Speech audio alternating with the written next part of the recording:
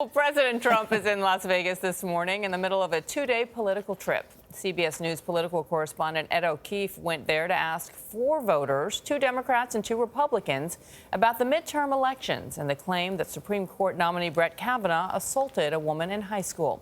Ed joins us from Las Vegas. Ed, good morning. Good morning, guys. While everyone back in Washington is trying to sort out what to do about the accusations against Brett Kavanaugh, we found people here are closely watching the back and forth and expect to hear soon from both sides in public.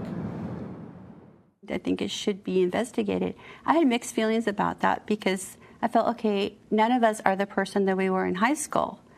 But on the other hand, it was very important to my husband and myself when we raised our child, to our son, to tell him that no means no.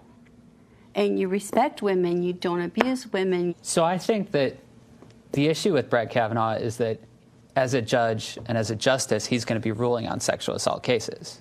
So we need to know about this because maybe he secretly doesn't think that sexual assault is a problem, and that might infect his rulings. I do believe she should have, Dr. Ford should have an opportunity to explain her side. I absolutely believe that Mr. Kavanaugh should have his side, but the continual tugging and pulling and everything is just political gamesmanship. I think she definitely needs to be heard out, and I think it's something that everybody needs to hear both sides of the story.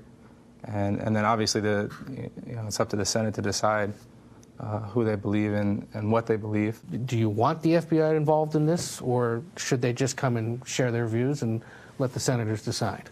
My view is that, yes, the FBI should be involved. One, they're more competent at investigations. They have more things at their hands that they can reach. They have more tools available to them to do it. That's not necessarily something women want to talk about.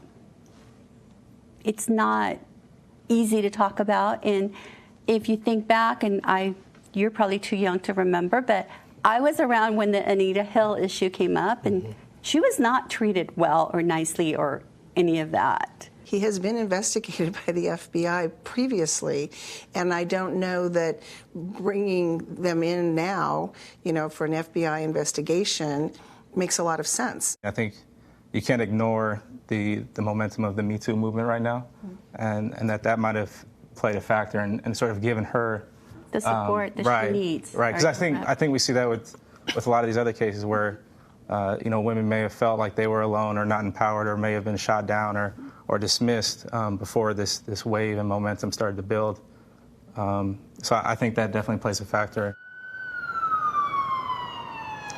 It's sometimes hard to gauge whether or not the political battles there in the Beltway really resonate in the rest of the country, and I think this one proves that it definitely does, which probably means Republicans are going to have to let all those facts come out before actually scheduling a vote.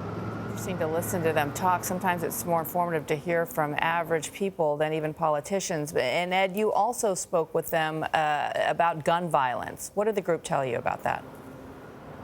That's right, because remember, the 1 October anniversary, as they call it here, is coming up soon, and they agreed that while there hasn't been a lot of change nationally when it comes to gun control policy, they agree that here in Las Vegas, at least, they've seen stepped-up security, which is providing more protection to tourists. What they hope to see at some point is solutions to avoid the mass shooting that killed more than 50 people here almost a year ago.